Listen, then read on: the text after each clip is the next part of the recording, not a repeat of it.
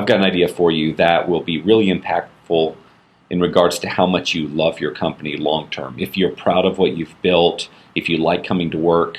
So 10 years from now, you absolutely want a place where you love the team, you love coming to work every day, it's exciting, it's an idea machine, you guys are leading and moving forward. That's what everyone wants to create. And a lot of that, the law of the way you get there is by creating a top-notch culture.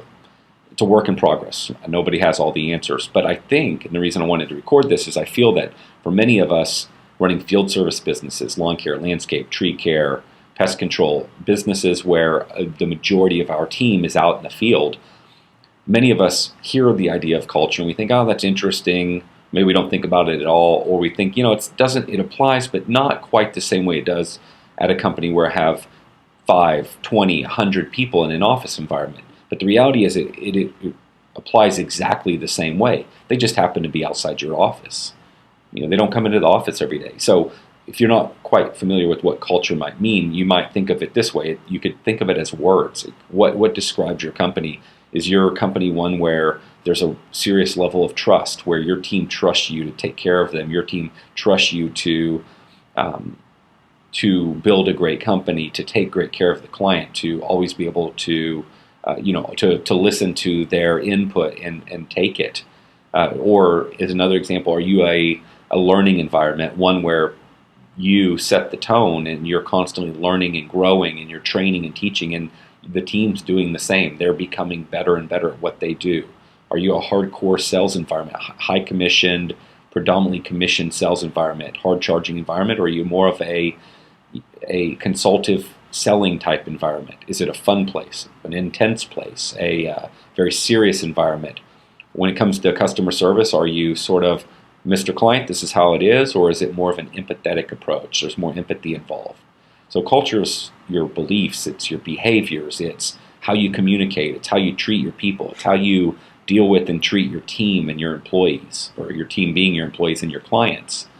And there's more to it than that. And if you're not familiar, it'd be worth looking it up and reading about it a bit.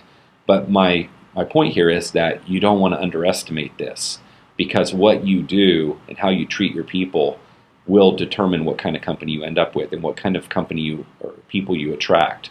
And as I said, I think one of the most important things to keep in mind is, are you creating something that 10 years from now you're going to be super proud of and you're going to want to come to the office and work there? And in the very beginning, it starts with you. You're the leader. You sort of set the culture. If you're an angry, unhappy person, if you yell and scream, or if you're nice and empathetic and you help people and you care about your team and you invest in your team and you try to help them and you set a good example on the phone when dealing with clients, well, you're going to probably attract people similar to you. People are going to model you because that's what they're going to believe the expected behavior is, and that's going to be the initial tone or culture of your company. And then later, as you bring managers into the company and they're in the leadership position, what they do is going to enhance your culture, or it's going to tear down your culture or transform your culture. And so if you're bringing people that don't really fit with your vision and your values, you're going to slowly erode the culture.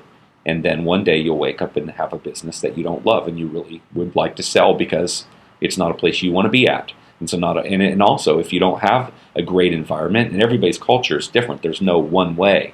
But if you don't have a great, strong culture and you're bringing people into that culture that fit within the company, fit within that culture, and getting the people out of the company that don't fit, well, then you're going to have problems. It's going to be difficult to build a highly productive company. It's going to be more difficult to recruit. So these are really important things to think about. It's not a new concept.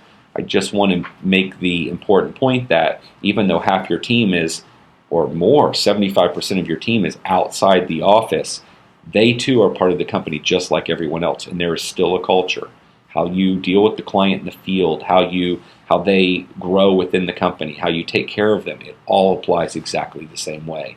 So don't underestimate that if you have in the past. You'll be happy that if you're small, you'll be happy that you thought about this when you were young in business and that it became part of your company and you worked on it. Because as you get bigger, if you're not there yet, you'll quickly realize your number one most important activity is recruiting and building the team and finding the right people and making sure only the right people get on the team and the wrong people get off the team. And then creating a culture that is a place where people want to work, and you can find more of them, and it's easy to attract people. That is your top responsibility if you buy into the idea that your goal is to build a company where everybody else eventually is doing the majority of the work. Doesn't mean you don't do anything. It just means that you're no longer the bottleneck. You're no longer the main person. So you want to build a company that's capable of achieving that. And people are the key to that. And having a great place to work is the key to getting the right people and keeping them.